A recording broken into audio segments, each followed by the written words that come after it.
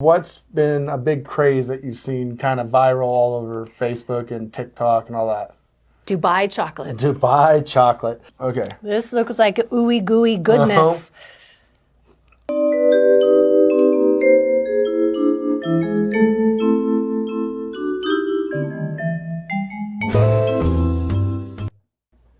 Hey everybody, I'm Brady McManus, your host of the Coolfm Foodies show. Welcome to our second episode, and this week I'm very fortunate to be joined by Tori, the owner of Doc's Watering Hole. So they, her and her husband, both veterans as well, so thank you for your service. Thank you. And a lot of people still don't know you guys have a freaking full-blown restaurant. I can't believe it. I don't know how to get the word out. We are a full restaurant. On Fridays and Saturday nights, our kitchen is actually open till midnight. Oh, really? Yeah. Okay, so you can go do some two-stepping and then grab a steak? Yeah. Okay, or do you only do steaks on We one day? only do steaks on Wednesday. Okay. But we are going to add it to our permanent menu. Okay, that's all. And I've eaten there quite a few times. I love your guys' burgers. Do you still do oysters on Thursdays? No, oysters are out of season right now. Oh, okay. Well, that would make sense. Yeah. But when you had them, they were absolutely delicious. Yes, and once they come back into season, I think in April, we'll have them again. Yeah, and it seems like you guys have really hit your stride with some consistency in the kitchen. Yes, finally. We have a new chef in the kitchen, Chef Nate, and he is just absolutely fantastic. Yeah, he makes some really good food. So what else do you guys got going on right now, and anything else you want us to know about Doc's? So I do. So Doc's Watering Hole is now open for breakfast on Saturdays and Sundays. We do open at 8 a.m. And Chef Nate is in the kitchen. He makes an awesome omelet. And he has the best recipe for your potatoes. Oh, really? So seasoned potatoes. And he has he does have a secret ingredient. Nice. But yeah, they are excellent. Is it love? It is love. No, that's really good. And so have you guys always had the breakfast, or it's only on the weekends for Only breakfast? on the weekends. Like I said, people still don't know we're a restaurant, so we're just trying to throw things at the wall and see what sticks. What do you think you hear that you're known for the most? Dancing, of course. Oh, I meant food-wise. Oh, food-wise. Our burgers. The burger? I've had a lot of your burgers. Your burgers are really, really good. Good, thank you. We have placed third place 2 years in a row for Best of Sierra Vista for our burgers and our wings. Oh, wow. And I've never had your wings. I hear our wings are fantastic. Okay, I'm going to have to come in. I'm a wing guy, but I'm all drums. I don't do the flats. So I got to have all drums. So yeah, we have wings that are out of this world. Our burgers are spectacular. We even bought a panini press. So we're going to start doing paninis. Okay. And is it 7 days a week? We are closed on Monday. You're closed on Monday, but the kitchen's open Tuesday through Sunday. Tuesday through Sunday, yes. Okay, well, that's awesome. You guys got any events or anything coming up? We do. So this Wednesday at noon, 12 o'clock, we have networking at noon where local businesses come in and introduce themselves, and they work together and talk about their business. Oh, wow. So that's this 13th Wednesday. Okay, so is that like once a month? Once a month, yes. Oh, okay, awesome. Yeah. We also have a comedy show this Wednesday at 7 o'clock, hosted by Tactical Tattoo, and they give away free tattoos. Oh, wow. So that's going to be a lot of fun. Those best tattoos are free tattoos. Yeah. It's like the best beer is free beer. Yeah, absolutely. Free beer tomorrow. Yeah, right? No, that's great. And like I said, now hopefully some people are hearing this for the first time that you guys have the restaurant. You can go there for lunch. I love all your drinks that I get there. I'm a Bloody Mary guy. I think your Bloody Marys are awesome. So it goes well with lunch or breakfast. Yeah. So like I said, you guys check out Doc's. What's the address? 1959 Frontage Road in Sierra Vista. Yeah, you can't miss it if you drive down. It's the biggest bar in the town. So, so go check them out. But, and then we got a couple places that are getting ready to open, and one that has been open for 2 weeks in the mall that we actually bumped into each other yesterday. We ended up sitting down having lunch together. And I'm gonna try to say this right. Piccola Casa Italiana. Yes. Okay, if I got that right, or PCI. So it was unique when I walked in and I saw this little bar around the section that says alcohol, no alcohol behind this point. And I'm like, alcohol in the mall? I've never seen that. Oh, it's wonderful. Yeah. Aaron and I have been to Pocola Casa twice already. Yeah. And who's Aaron for them? Aaron is my husband. He's the other Doc 2. Yeah. But yeah, we've had their food twice. It's really good. Yeah, I really was impressed. And there was nothing that I didn't like. Yesterday, that was the first time you ever had gazpacho, right? Yes. Yeah, so I got they have a little triple shooter of it, if you will. And they had two of the house gazpacho, and then they had this watermelon basil one. I wasn't the biggest fan of that one, but their house gazpacho was it was amazing. very good, yeah. Oh, so good. I should have got a bigger one to take home. Yeah. But that was really good. And then the bruschetta with the brie and the figs and very good. Oh my God, that was so good. So I will 100% be going back. And I got to talk to one of the owners there. And you got to be patient with them. Like, they bake the bread to order. Like, so it was so good. Yeah, that bread was really good. So just be a little bit patient with them. And because it says on their menu, it says worth the wait 100%. I mean, and then I did an Italian soda. I did a pistachio Italian soda. I've never had an Italian soda. Yeah. And I actually really enjoyed it because it's not super, super sweet. Yeah. Because I don't drink regular soda. I'm team Diet Coke. I need all my aspartame. So but I've really enjoyed that. But you guys got beer. We did. What absolutely. Kind of, is it Italian beer or is No, I can't remember the name of it, but it was very good. And something different than your normal something that we don't have on tap. Oh wow. Yeah. So but it's a real unique spot. I think it would work out perfect for either like a business type meeting, because you don't have just piles of food where you're just shoving your face. You're sitting there talking like we did yesterday. Yeah. It was great. And then, or even a first date or something like that. And I was thinking, go have dinner there and then go to the movies. Yeah, because it's right across the way. Is it Cinemax? Cinemark? I think so. I can't Cinemark. remember. It's one of them. But yeah, no, that was really good. And I was actually really surprised how many people were in the mall. Yeah, I was too. I haven't been in there in a really, really long time. I think it's been over a year since I've actually walked into the mall. And compared to what I've seen in the past, I was like, there was a lot of people there. Yeah. I was like, look at that. So, and it looks like all the food court spots are actually full now. Yeah. And so the one was closed yesterday, but the other one, the Dulcimore, the shawarma place, oh gosh, I can't remember, the Mexican place. And then I like how there's, good variety. So it's nice to see that coming back. Yeah.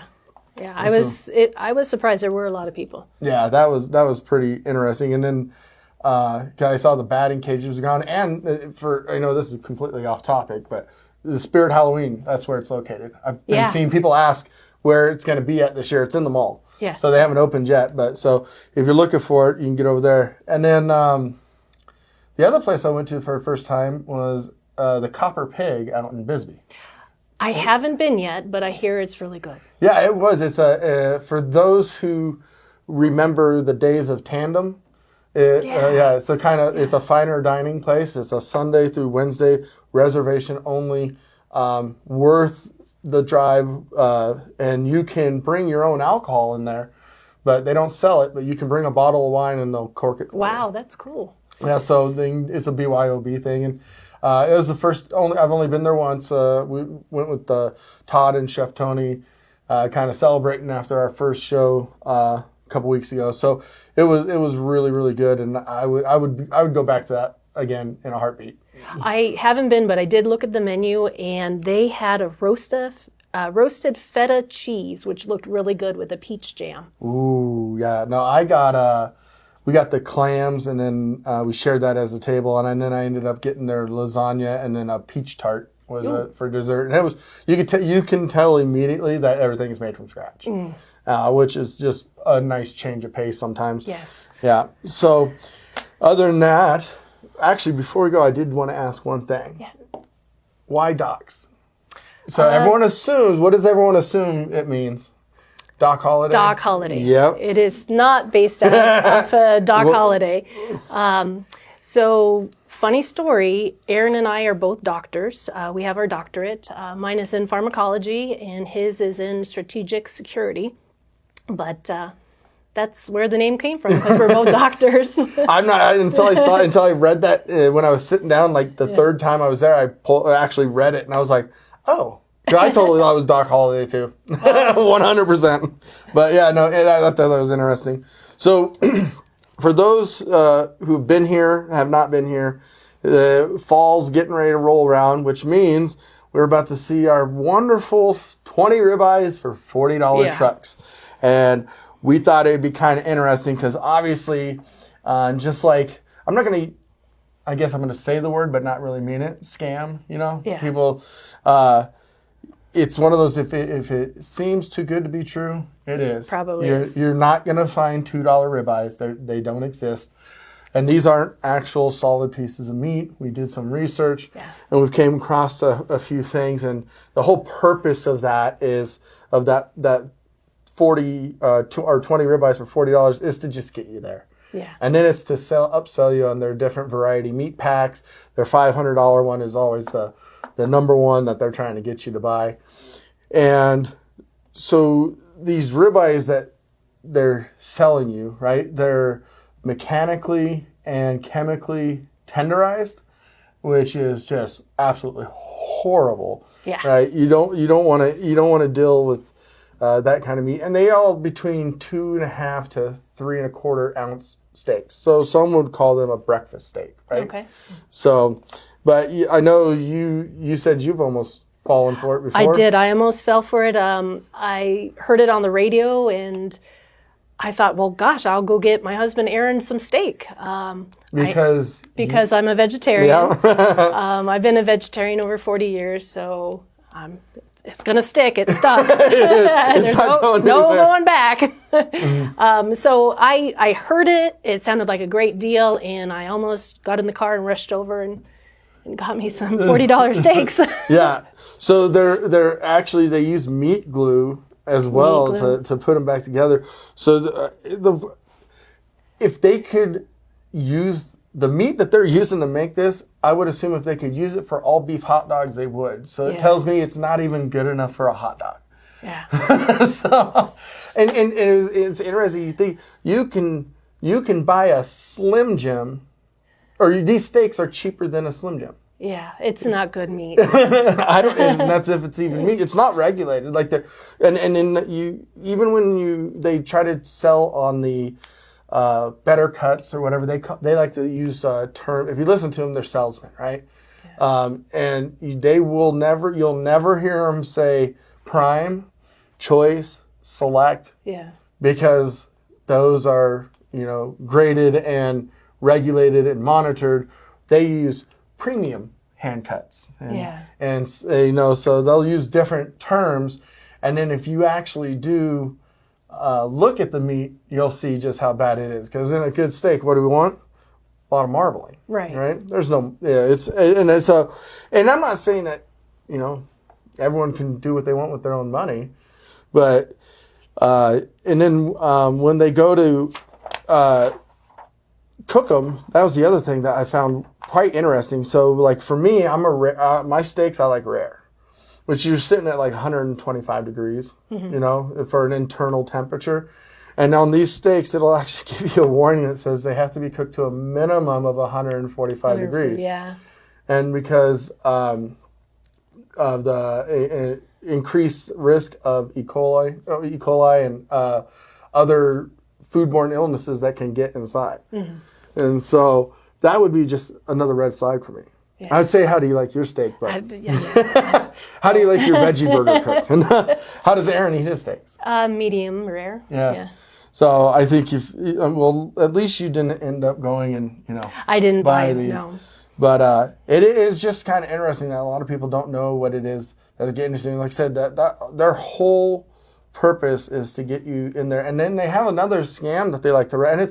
And when I say this, I'm not saying that I'm not attacking this guy that's here. He's trying to make a living, you know, but they all have different techniques, and I'm sure they're all different farms and stuff. I doubt across the country, because it seems like they kind of start the year out on the East Coast and then they work their way across. Right. And they just kind of move back this way because they come at the same time every year. And I always wonder if what kind of permits and stuff they have to set up. Yeah. You know, and I'm like, you know, so but they will also try to, when you come in, if you walk in and you just go, I'm just here for the ribeyes, it seems different. I mean, I've watched a lot of videos to kind of research this, of people on YouTube who videotape them walking in and the different reactions from the different types of salesmen that were there. And one of the ones they were getting people over with, they're like, well, you can't just buy this. So you have to buy one of our packages, and then you can add the ribeyes to it for the $40, which is not how it works, but it's a way they're like, so if you want the 20 steaks for $40, you got to buy the $300 package, so it'll come out to $340. Oh, gotcha. So they got you in the door, and then they're just trying to upsell all those other products. But it'd be interesting when they come, if anyone's watching this and you go, look at the steaks and actually see the marbling, and then ask them, and just ask the guy, is this choice or prime? Yeah. Just see what they do. Or even ask them, is it meat glue? Is it meat glue? Right? And then that's what's crazy, because they don't have any of the stamps. It's all clear packaging. So it just seems like just shady. Yeah. You know? I would recommend buying your meat from the grocery store or from a butcher. Yeah, a credible source. Yes. Yeah. But like I said, and then, you know, for some people, you know, everyone's in a different situation. That is protein and that's meat, and they don't care, and that's what they want to get, which is completely fine. But we just want to, you know, kind of let people know what you're actually buying, because it's like I said, it's the part of the cow that didn't make it into the hot dog. Right. So I don't know if I'd want to really mow down on that too much. Yeah.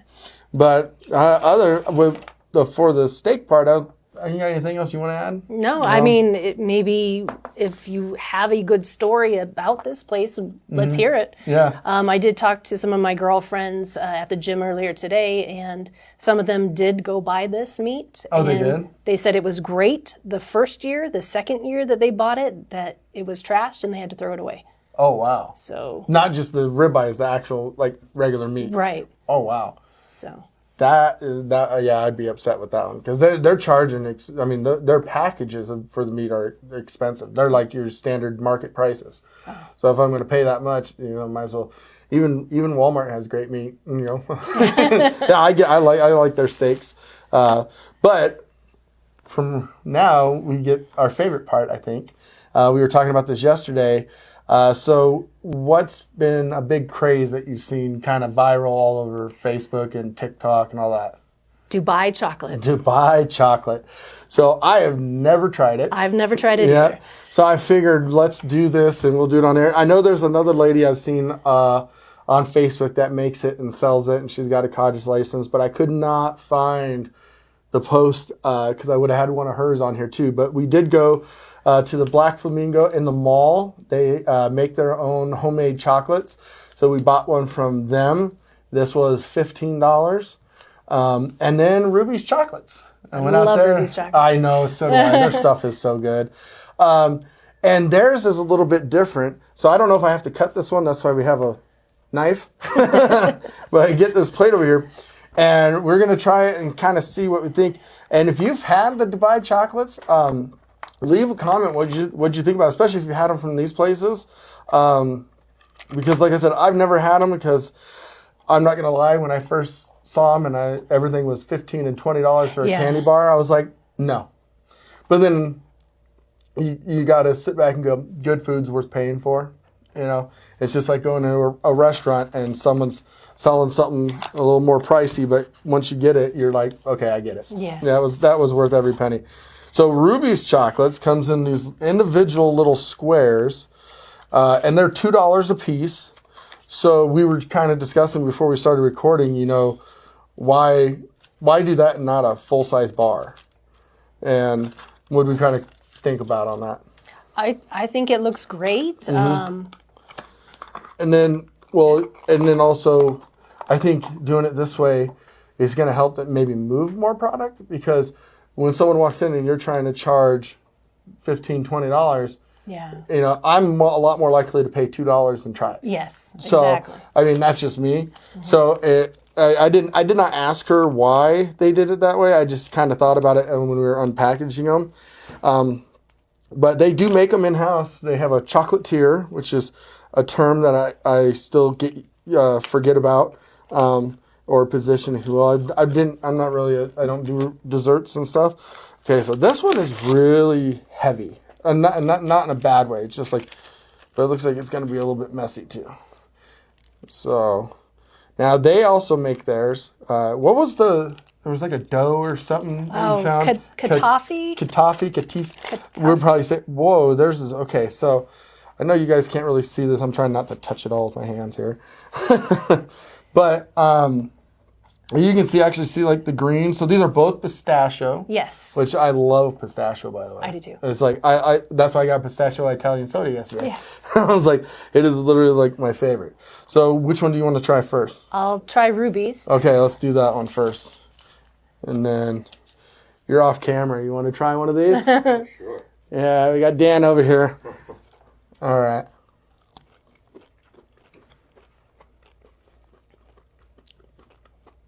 It's very good. Very creamy. And it's got that crunch. I think it's that dough that we're talking about.